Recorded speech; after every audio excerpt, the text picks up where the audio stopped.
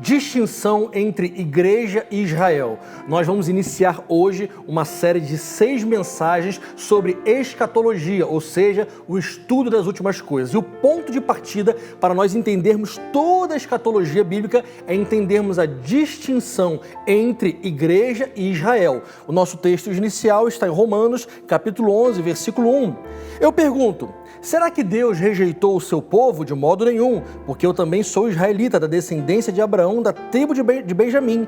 Deus não rejeitou o seu povo, a quem de antemão conheceu. E agora aqui no versículo 11, pergunto, será que eles tropeçaram para que caíssem? De modo nenhum, mas pela transgressão deles, ou seja, de Israel, a salvação chegou aos gentios, ou seja, a nós. E mais um último versículo aqui no capítulo 3, no versículo 4 diz, versículo 3, se alguns de Israel não creram, será que a incredulidade deles anulará a fidelidade de Deus?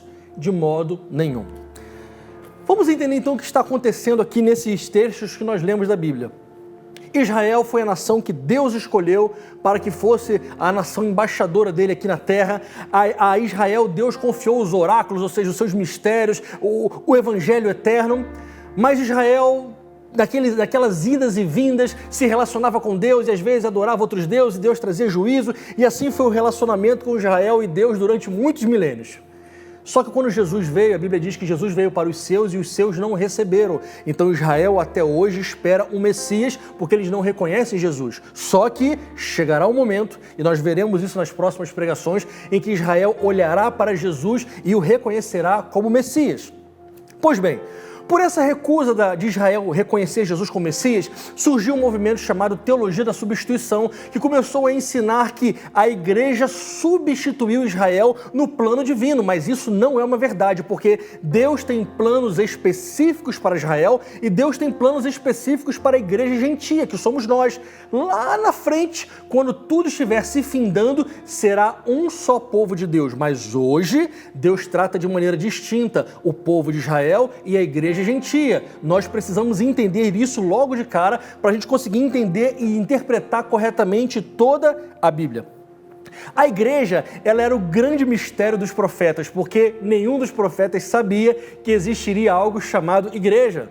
Aos profetas foi revelado o Messias, o reino messiânico, o milênio, o fim, enfim, muitas coisas foi revelado aos profetas, mas a igreja gentia, esse foi um mistério que Deus resolveu não revelar aos primeiros profetas. Aliás, Deus ele vem revelando a sua mensagem de forma gradativa e de forma, assim, cada pedacinho ele vai revelando para cada geração. 1 Timóteo capítulo 2, versículo 3 e 4, é um versículo que eu amo muito, que diz o seguinte: Deus, nosso Salvador, deseja que todos os homens sejam salvos e cheguem ao pleno conhecimento da verdade. O objetivo do nosso Senhor não é apenas salvar um povo, salvar algumas pessoas, não, Ele quer que todos os homens sejam salvos, mas repito, Ele vai fazendo isso de forma gradativa, de forma gradual, e hoje Ele trabalha com o povo de Israel de uma forma e trabalha com a igreja gentia de outra forma. Mas chegará o dia em que tudo isso será diferente. A palavra do Senhor diz em Zacarias 8, versículo 23, eu quero ler aqui para você. Olha o que diz em Zacarias 8, versículo 23. Assim diz o Senhor dos Exércitos, naquele dia, 10 homens de todas as línguas, de todas as nações, pegarão na borda da roupa de um judeu e lhe dirão: queremos ir com vocês, porque ouvimos que Deus está com vocês.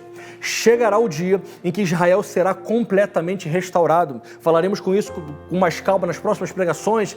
Israel estará então no centro da vontade de Deus e será tudo aquilo que Deus planejou. E quando esse dia chegar, será durante o milênio. Neste momento, as nações olharão para os judeus, olharão para Israel e verão neles a nação embaixadora que Deus sempre quis que eles fossem. Nesse dia, as pessoas irão até os judeus e dirão: por favor, nos ensine sobre a palavra de Deus. Nós temos ouvido que Deus está com vocês. Já adiantando um pouquinho sobre isso, Jeremias capítulo 31, olha que trecho da Bíblia maravilhoso. Jeremias capítulo 31, versículo 31. Vem dias, diz o Senhor, em que firmarei uma nova aliança com a casa de Israel e com a casa de Judá, não segundo a aliança que fiz com seus pais no dia em que os tomei da mão para tirar da terra do Egito, porque eles quebraram a minha aliança, apesar de eu ter sido o seu esposo, diz o Senhor.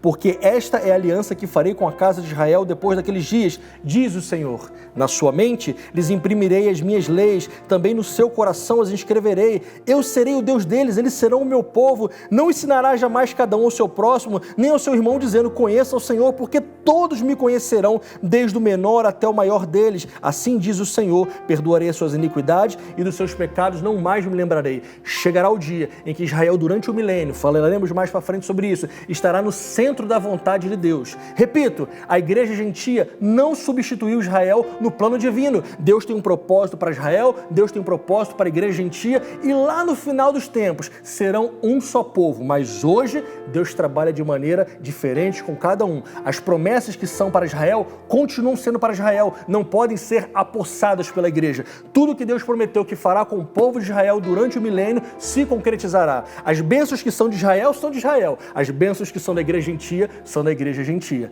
Próxima pregação, nós continuaremos esse assunto. Deus abençoe.